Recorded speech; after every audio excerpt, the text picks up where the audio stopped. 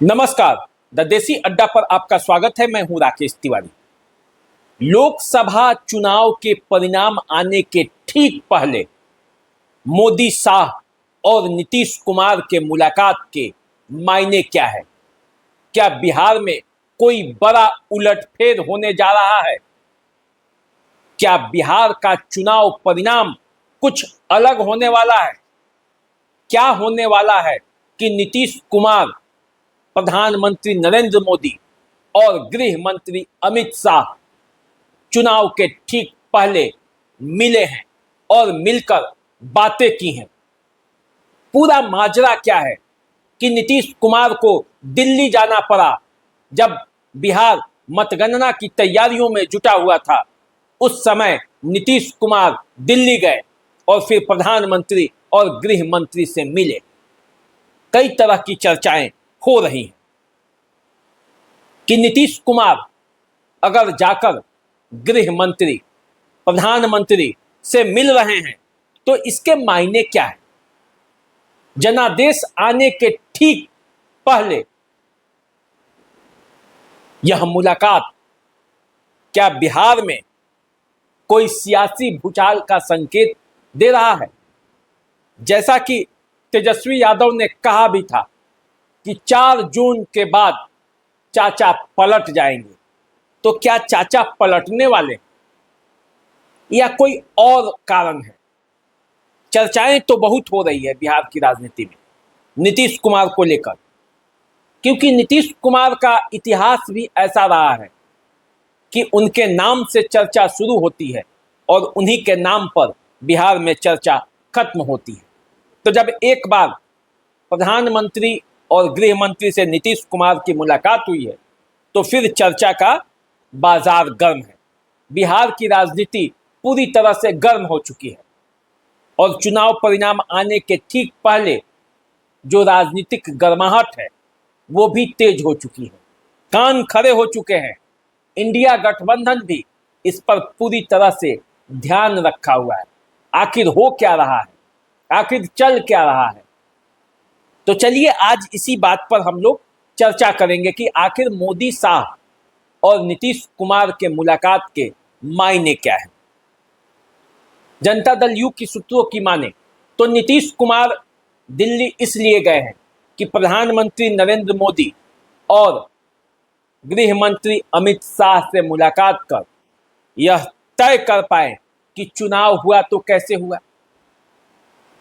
चुनाव के बाद चुनाव परिणाम जब आएंगे तो उसके आगे की रणनीति क्या होगी, जनता दल यू और बीजेपी किस तरह अपने आगे का कदम बढ़ाएगी। देखिए, पिछले बार जब 19 में लोकसभा का चुनाव हुआ था तब नीतीश कुमार और प्रधानमंत्री नरेंद्र मोदी दोनों की केमिस्ट्री देखी गई थी और जब परिणाम आया और जब बातें मंत्री बनने की हुई तो जनता दल यू की लिस्ट काफी लंबी थी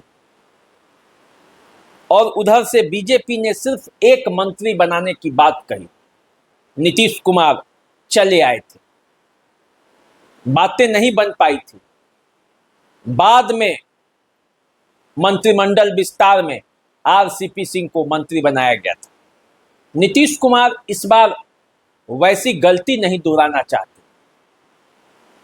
प्रधानमंत्री नरेंद्र मोदी और अमित शाह भी वैसी गलती नहीं दोहराना चाहते और इसीलिए पहले ही चुनाव परिणाम से पहले ही उन्हें अवगत कराया जा चुका है कि कितना मंत्री बनाना है, किस किस को मंत्री बनाना है, और इसीलिए ये बातचीत हुई है ताकि दोनों दलों में आपसी सहमति से इस पर विचार विमर्श हो।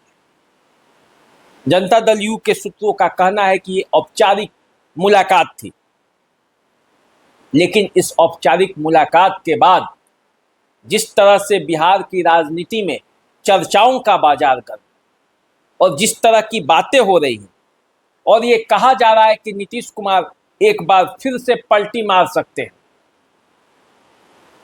यदि उनकी बातें नहीं मानी गई, अगर उन्हें भाव नहीं दिया गया तो फिर से बिहार की राजनीति में भूचाल आ सकता है। ये भी कहा जा रहा है कि मोदी और शाह की मुलाकात के बाद नीतीश कुमार को ये बता दिया गया है कि बीजेपी बिहार की राजनीति में आगे किस तरह से चलना चाहती है।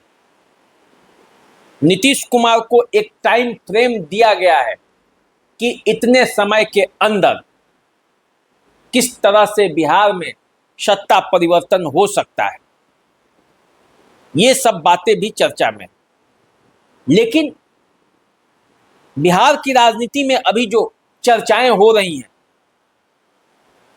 कि परिणाम से पहले क्यों नीतीश कुमार मोदी और शाह से मिले, इसके पीछे का कारण ये बताया जा रहा है कि अब नीतीश कुमार और उनकी पूरी टीम भी चाहती है कि वो दिल्ली में शिफ्ट हो जाए, और दिल्ली में उनकी टीम शिफ्ट हो जाए इसके लिए संजय झा पहले ही राज्यसभा जा चुके हैं।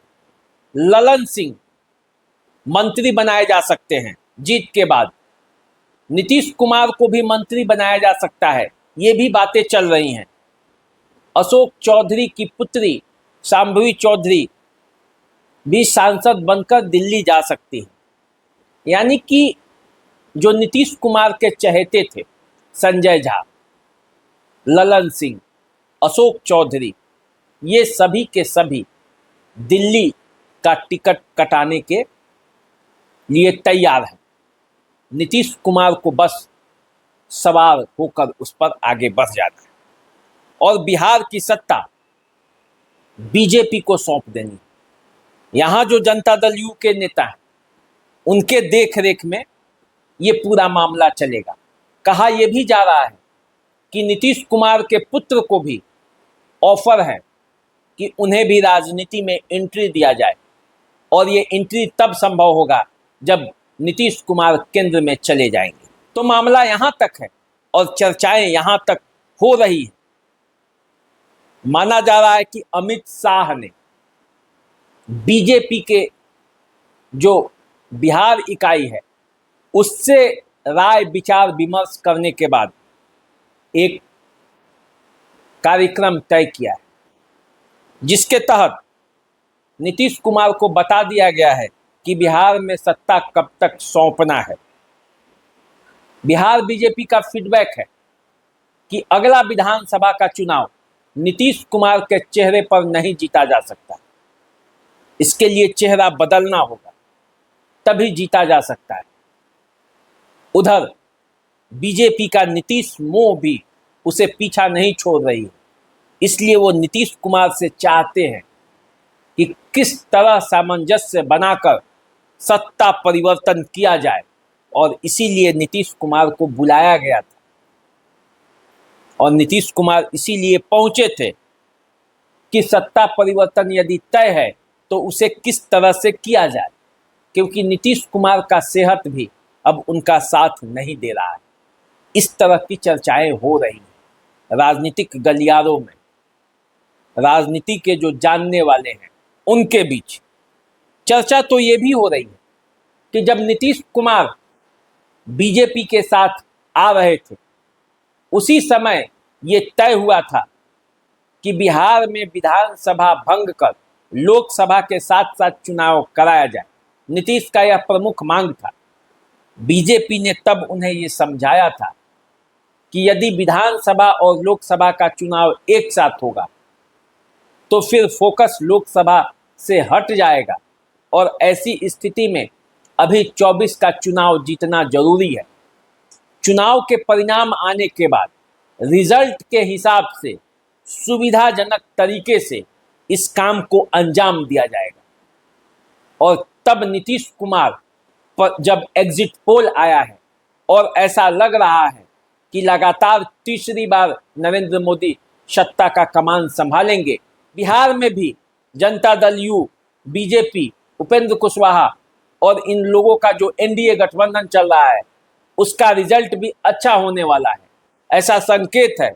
तो फिर ऐसी परिस्थिति में नीतीश कुमार अपनी बातों को लेकर प्रधानमंत्री और गृह मंत्री से भी मिले हैं, इन बातों को उठाया है कि विधानसभा भंग कर चुनाव कराया जा सकता है नवंबर तक, क्योंकि विधायकों की संख्या कम है और ऐसे में सरकार चलाने में दिक्कत महसूस होगी। जनता दल यूँ भी चाहती है कि उसके 43 विधायक है, उसकी संख्या कुछ बढ़ाई जाए और इसलिए उसका प्रयास है कि जितना जल्द हो सके चुनाव कराया जा सकता है। एक चर्चा ये भी है कि इस बार नीतीश कुमार मोदी मंत्रिमंडल में उचित सम्मान चाहते हैं। पिछले बार की तरह कोई गलती नहीं चाहते हैं। वो चाहते हैं कि उनके हक के बराबर उन्हें मंत्रिमंडल में जगह दिया जाए और इसीलिए उन्होंने पहले से ही अपना डिमांड प्रधानमंत्री और अमित शाह को बता दिया है। अगले कुछ दिनों तक बिहार की राजनीति में बहुत कुछ होने वाला है। ये पता चलने वाला है कि आखिर बिहार में क्या क्या उलटफेर हो सकता है। क्या बिहार की सत्ता परिवर्तन हो सकती है? क्या बिहार सरकार का चेहरा बदल सकता है? यही सरकार चलेगी या कोई दूसरी सरकार बन सकती है? क्या होगा, इसके लिए आपको इंतजार करना पड़ेगा। सबसे पहले तो कल मतगणना है। मतगणना को लेकर बिहार में तैयारी चल रही है और कल रिजल्ट आने के बाद ये तय हो पाएगा कि बिहार की जो राजनीति है वो किस दिशा में करवट लेगी, किस ओर मुड़ेगी। वैसे नीतीश कुमार, मोदी और शाह के बीच बैठक हो चुकी है। उन लोगों ने अपनी अपनी रणनीति बना ली है। अब वो क्या बातें हुई हैं और वो रणनीति क्या है, इसका खुलासा कुछ दिनों में होगा। आपको इंतजार करना पड़ेगा। तो चलिए, हम आपसे फिर मिलेंगे तो बिहार की राजनीति पर बात करेंगे, आपको बताएंगे। तब तक आप इंतजार कीजिए, क्योंकि कल जब मतगणना होगा तब सबकी निगाहें बिहार की राजनीति के साथ साथ देश की राजनीति पर भी टिकी रहेगी। तो चलिए देखते हैं कल क्या होता है। जब मतगणना होगा तो रिजल्ट किसके पक्ष में जाता है, मोदी की सरकार वापस आती है या फिर कोई नया सरकार बनने की नींव रखी जाती है। क्या होगा, देश का जनादेश क्या होगा, ये कल पता चलेगा। तब तक आप इंतजार कीजिए। नमस्कार।